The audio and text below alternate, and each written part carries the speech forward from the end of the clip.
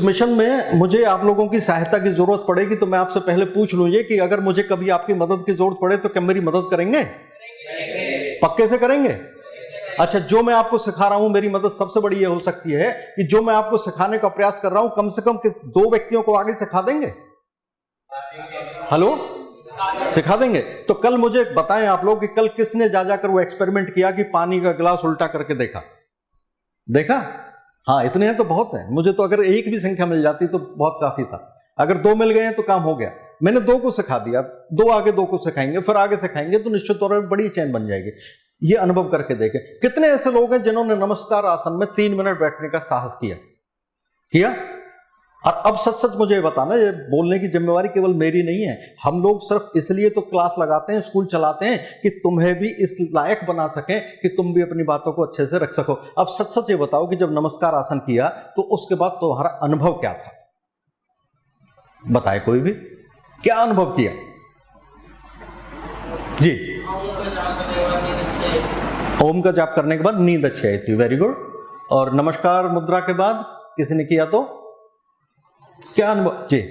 हाँ, गुस्सा कम आ रहा था, ओके, वेरी गुड। अच्छा फील हो रहा था, वेरी गुड। सारी प्रक्रिया सिर्फ इतनी है कि अपनी स्टेट को प्लीजेंट स्टेट में बदलना है, नेगेटिव को पॉजिटिव में बदलना है, गुस्से को प्रेम में बदलना है, बस इतना ही रूपांतरण करना है। इसी को रूपांतरण कहते हैं। देखो, तुमने कभी सुना है कि किसी को पानी से कुछ जल गया हो, पानी ने आग लगा दी, पानी से कुछ जल गया हो? तो सुना है?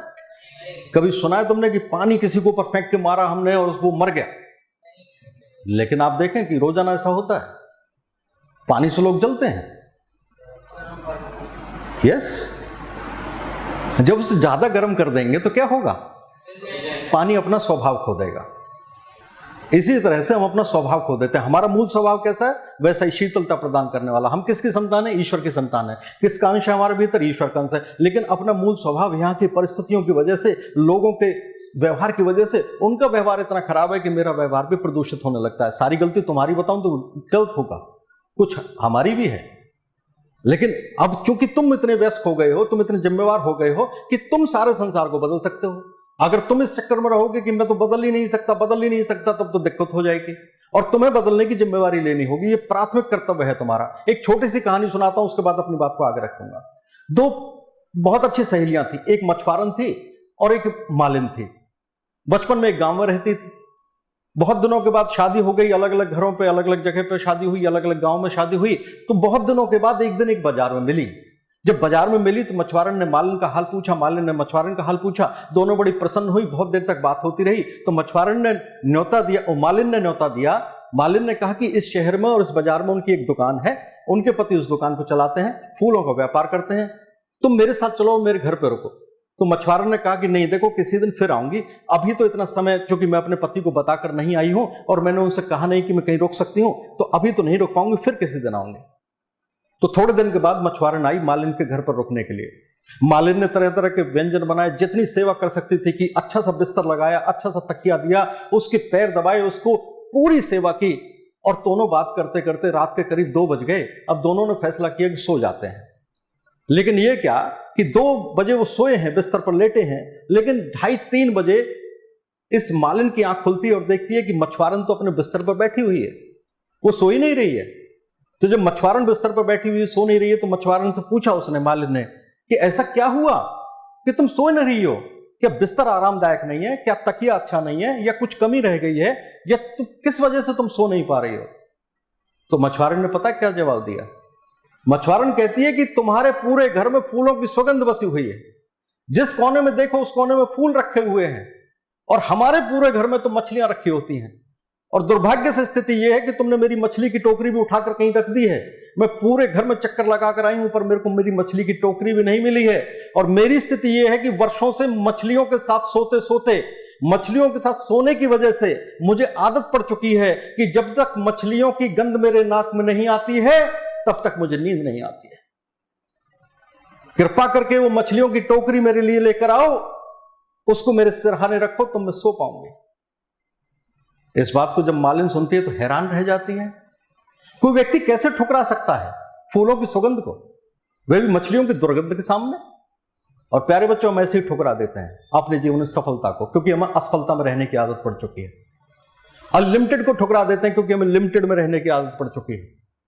शांति को ठुकरा देते हैं क्योंकि हम अशांति में रहने की आदत पड़ चुकी है। हमें अशांति में ही शांति मिलेगी जब तक किसी के मुंह पर दो चार लगा नहीं लेंगे, जब तक किसी से झगड़ा मोल नहीं ले लेंगे, जब तक किसी से गाली नहीं खा लेंगे, तब तक शांति नहीं मिलती।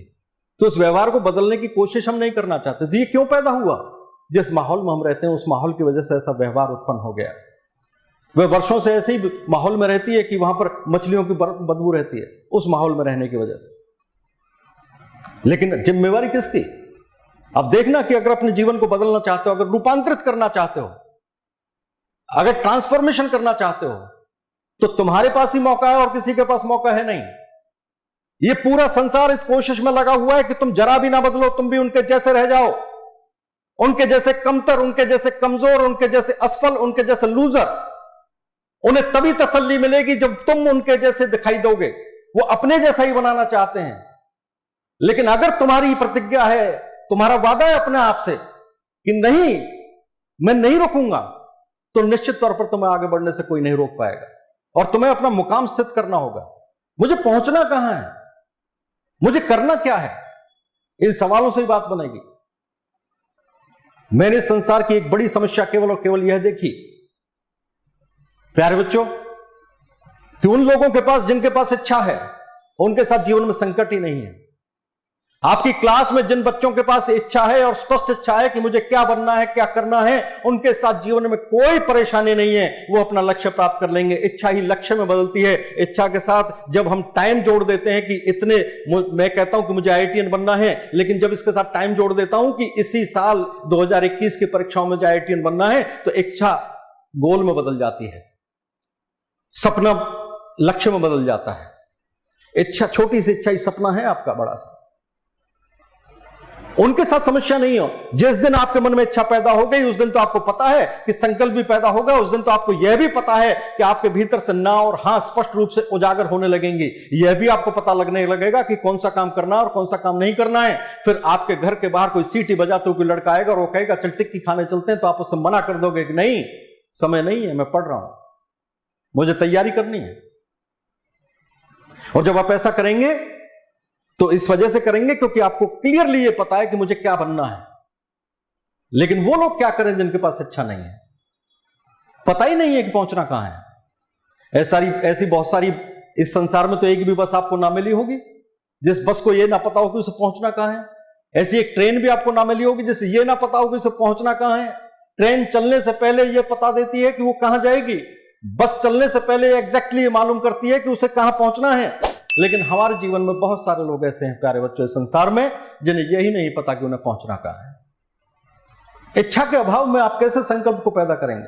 इच्छा के अभाव में सपना तो जागृत हो ही नहीं सकता। और केवल किसमें ताकत है कि वो रातों को जगा दे। तो APJ अब्दुल कलाम कहते हैं कि इससे पहले कि आपके सपने साकार हो, दो पंक्तियां कहते हैं, दूसरी पंक्तियों पर तालियां उठेंगे देखना। पहली पंक्ति वो कहते हैं कि इससे पहले कि आपके सपने साकार हो, आपको एक काम करना होगा, आपको सपने देखने होंगे। और दूसरी पंक्ति वो कहते हैं कि सपने वो नहीं होते जिन्हें आप दिन में जागते हुए देखते हैं, बल्कि सपने तो वो होते हैं जो आपकी आंखों की नींद उड़ा देते हैं, जो आपको सोने नहीं देते हैं।